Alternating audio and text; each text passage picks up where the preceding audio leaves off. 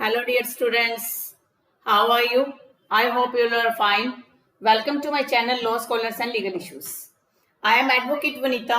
I am presenting here again with another important topic that is related to Indian Evidence Act.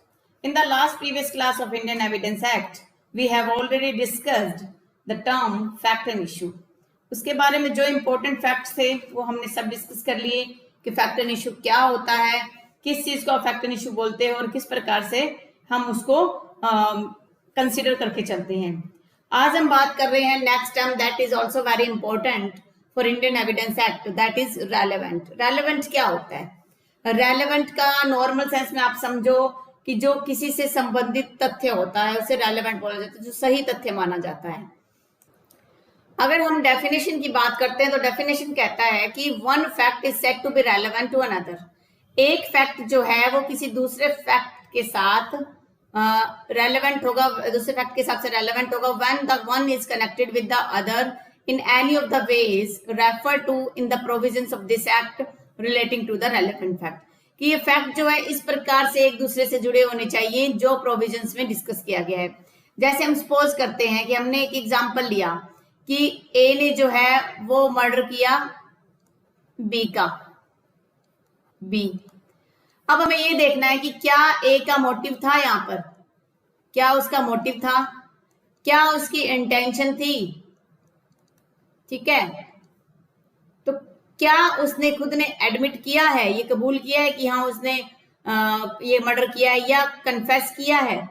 तो इस प्रकार से जो motive है वो सेक्शन 8 में फॉल करता है, इंटेंशन सेक्शन 14 में, एडमिशन जो है 17 से लेकर 31 तक और कन्फेशन 24 से लेकर 30 तक।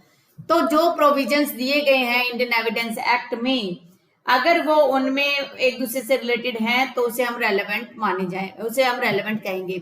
रेलेवेंट का सिंपल मीनिंग होता है कि एक दूसरे से कनेक्ट होना, और वो भी इस वे में कि वो प्रोविजंस में मेंशन होता है। कि दो प्रकार के फैक्ट्स होते हैं, एक होता है लॉजिकली रेलेवेंट, एक होता है लॉजिकली रेलेवेंट, एक होता है लीगली रेलेवेंट। लॉजिकली रेलेवेंट का मतलब है कि ए जो है घर से गया था अपनी माँ को कहकर कि मैं बी से पैसे लेने जा रहा हूँ, उसके बाद ए घर पर नहीं लौटा, पता चला कि ए का जो है वो क्या हो गया है, मर्डर हो गया है। अब जब ए का मर्डर हो गया है, अब उसकी माँ ये कहती है कि जी वो मुझे कह के गया था कि ये मर्डर हुआ है, ठीक है। या उसकी मदर के अलावा कोई और व्यक्ति भी कह सकता है कि हाँ जी मैंने ए को बी के साथ देखा था। तो ए को बी के साथ देखा गया, ये क्या है, रेलेवेंट फैक्ट है। हाँ ये ठीक है, ये केस से रिलेटेड बात है तो ये रेलेवेंट है, बट ये लीगली रेलेवेंट नहीं है, क्योंकि इस चीज को आप कहीं भी, जो सेक्शन है हमारे 5 से 55 तक, वहां कहीं भी ये फॉल नहीं करता, तो ये रेलेवेंट आप नहीं कहोगे, लीगली रेलेवेंट। और जब इंडियन एविडेंस एक्ट की हम बात करते हैं तो वो बात करता है लीगली रेलेवेंट की। अब उसकी मदर ने ये बात कही है कि जाने से पहले उसने ये बात कही थी, ये कहीं ना कहीं डाइंग डिक्लेरेशन में फॉल कर जाता है जो दिया गया है सेक्शन 32 के क्लोज 1 में। तो ये उसमें रेलेवेंट है, लॉजिकली के साथ साथ लीगली भी रेलेवेंट है। तो जो रेलेवेंट फैक्ट लॉजिकली तो रेलेवेंट है, अगर उसको लीगल स्टैंप उस पर लग चुकी है तो क्या हो जाएगा, लीगली रेलेवेंट हो जाएगा और कोर्ट उसी को कंसिडर करती है। तो ये कुछ फैक्ट्स है रेलेवेंट के जो हमें समझना है। अगर आप बात करते हो कि और कौन से फैक्ट्स को कहेंगे, जैसे facts logically connected with facts and issue और रेलेवेंट फैक्ट, सेक्शन 5 से 16 वो फैक्ट्स की बात कर रहा है जो एक दूसरे से कनेक्ट है, वो रेलेवेंट फैक्ट माने जाएंगे, क्योंकि जो भी हम फैक्ट कहेंगे वो लॉजिकली जुड़े हुए हैं, फैक्ट एंड इशू से जुड़े हुए होंगे या रेलेवेंट फैक्ट से जुड़े हुए हैं, तो उसको हम कंसिडर करेंगे। एडमिशन और कन्फेशन जो होता है उसको हम कंसिडर करते हैं। Statements by person who can not be called as witness, section 32 में 8 क्लोजेज हैं टोटल, और 33 वो कहता है कि जब किसी व्यक्ति को आप बुला नहीं सकते तो उस टाइम में उस व्यक्ति की जो स्टेटमेंट ऑफ विटनेस के तौर पर मानी जाती है। स्टेटमेंट्स अंडर स्पेशल सर्कमस्टेंसेज में, जैसे एंट्री वगैरह करी गई है कहीं, तो ये जो स्पेशल सर्कमस्टेंसेज में जो स्टेटमेंट है उनकी वैल्यू बताई गई कि वो भी रेलेवेंट माने जाएंगे। अगर किसी दूसरे केस में कोई जजमेंट दिया गया था उसको भी आप रेलेवेंट की कैटेगरी में लाओगे। अगर थर्ड पर्सन की ओपिनियन है उसको भी आप रेलेवेंट कहोगे, जिसमें एक्सपर्ट ओपिनियन होती है, वो क्या होगा, रेलेवेंट हो जाएगा। एविडेंस एज टू कैरेक्टर, किसी के कैरेक्टर से रिलेटेड अगर किसी का गुड करेक्टर है तो वो तो रेलेवेंट होता है, बट किसी की आप कहते हो कि ये पहले बुरा आदमी था तो बैड करेक्टर को रेलेवेंट नहीं कहेंगे। जब इसको प्रोविजन पर हम आएंगे तो हम इसको अच्छे से डिस्कस भी कर लेंगे। अब हम बात करते हैं, आगे चलते हैं नोट्स पर। It is to be noted that the section does not define the term. हालांकि ये बात कहने वाली है कि ये नहीं कहता, ये जो सेक्शन 3 है ये बात नहीं कर रहा कि टर्म रेलेवेंट क्या होती है, ये सिर्फ ये बात कर रहा है कि रेलेवेंट क्या चीजें मानी जाएंगी, कौन सी चीजों को रेलेवेंट आप कहोगे। Rather it simply indicates one fact to become relevant to another, कि एक फैक्ट दूसरे के प्रति कैसे रेलेवेंट हो जाएगा। Normally facts relevant to an issue, जो कोई मुद्दा है उससे रेलेवेंट है, ये वो फैक्ट होंगे which are necessary for proof और डिसप्रूफ ऑफ ए फैक्ट। जो क्या करते हैं, किसी भी फैक्ट, जो भी फैक्ट आपने कोर्ट में पेश किया, या तो कोर्ट उसे कह देगी कि हाँ जी ये प्रूव्ड फैक्ट है, फिर तो क्या बन जाएगा, वो प्रूफ बन जाएगा, या कह देगी डिसप्रूव्ड है। डिसप्रूव्ड है इसका मतलब आप इसे साबित ही नहीं कर पाए, तो ये किसकी कोई वैल्यू नहीं रह जाएगी।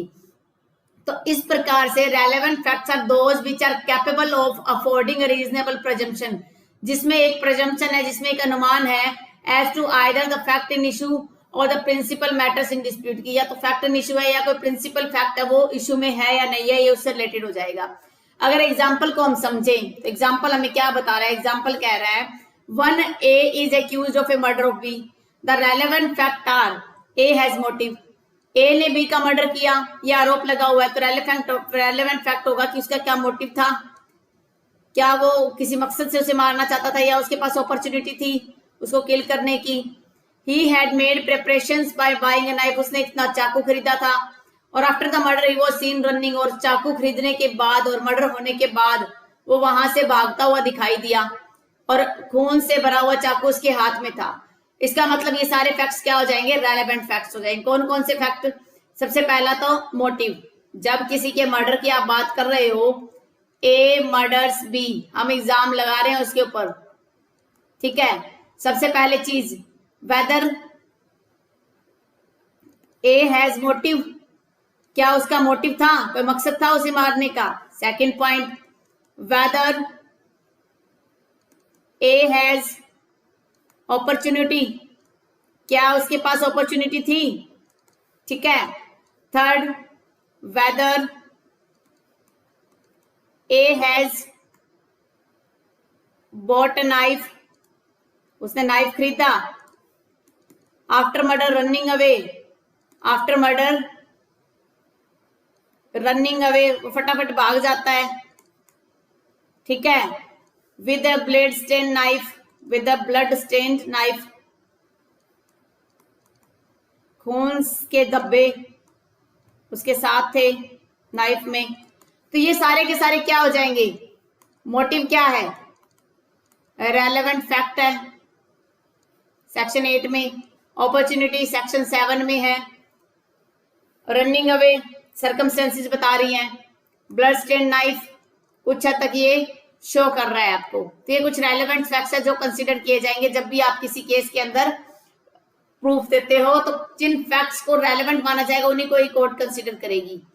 रेलेवेंट और एडमिनिस्ट्रेबिलिटी जो दोनों अलग चीज है। रेलेवेंट का मतलब जो फैक्ट रेलेवेंट तो है, लेकिन कोर्ट क्या उन्हें एडमिसिबल कर रही है, क्या उन्हें स्वीकार कर रही है, तो वो देखना जरूरी हो जाता है।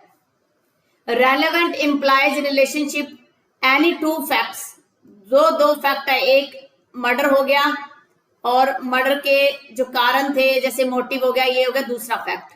ये फैक्ट और ये फैक्ट क्या दोनों में जुड़ रहे हैं, which it is applied also related to each other, that according to the common course of event one takes by itself or in connection with other facts proves। तो ये संभावना हो जाती है कि वो फैक्ट था या नहीं था, एग्जिस्टेंस का मतलब वो प्रूव्ड है या नॉन एग्जिस्टेंस डिसप्रूव्ड है। तो इस प्रकार से देखा जाएगा कि कौन सा फैक्ट रेलेवेंट है। अगर हम सर्कमस्टेंशियल एविडेंस की बात करें, सर्कमस्टेंशियल एविडेंसेस जो परिस्थितियां आसपास क्या थी वो बताता है, तो सर्कमस्टेंशियल जो एविडेंस होता है वो फैक्ट से रिलेटेड होता है, जबकि दूसरे जो फैक्ट्स होंगे वो इश्यू से रिलेटेड होते हैं, जो मनुष्य के द्वारा अनुभव किए जाते हैं। Had been found to be associated with the fact in issue that the latter may be reasonably inferred, कि अगर एक फैक्ट से, इन्फर्ड का मतलब डिराइव करना, हम क्या डिराइव कर रहे हैं, ठीक है, मर्डर का चार्ज लगा हुआ है, उसका मोटिव है, इस मोटिव से हम ये डिराइव कर सकते हैं, ये ले सकते हैं कि हाँ जी ए ने ही मर्डर किया होगा, तो हम क्या चीज डिराइव कर रहे हैं, रीजनेबली क्या डिराइव हो रहा है, वो चीज इंपॉर्टेंट हो जाती है। एविडेंस जो है दो ग्राउंड पर रिजेक्ट किए जाते हैं कि वो रेलेवेंट नहीं है, इररेलेवेंट है। कौन कौन से दो ground? That the connection between the principal, जो प्रिंसिपल फैक्ट था और जो एविडेंस फैक्ट है वो दूर है, दोनों का कोई रिलेशन नहीं है। जैसे जो मर्डर है वो प्रिंसिपल फैक्ट है और उसका एविडेंस देना, जिनका आपस में कोई रिलेशन ही नहीं है। ए जो था मर्डर के टाइम पर कैलकाटा में था और मर्डर कहाँ हुआ? दिल्ली में। तो क्या इतनी जल्दी पॉसिबल है कि वो यहाँ पहुंच सकता है? तो जो प्रिंसिपल फैक्ट मर्डर और एविडेंट फैक्ट जो है वो दूसरी जगह पर होना, वो क्या है? आपस में रिमोट है, कंजक्चुरल है। कंजक्चुरल का मतलब पास पास नहीं है, तो वो इररेलेवेंट माने जाएंगे। Second, that it is excluded by the state of pleading, जब आप प्लीडिंग कर रहे हो, जब अपना पक्ष रख रहे हो। और what is analogous to the pleading, और प्लीडिंग में क्या कुछ हमें लेकर चलना है, क्या कंसिडर करके चलना है। जो पार्टी का जो एडमिशन है वो सारे के सारी चीज जो है इफेक्ट करेगी कि वो किस प्रकार से वहां पर अपने आप को पेश कर रहा है।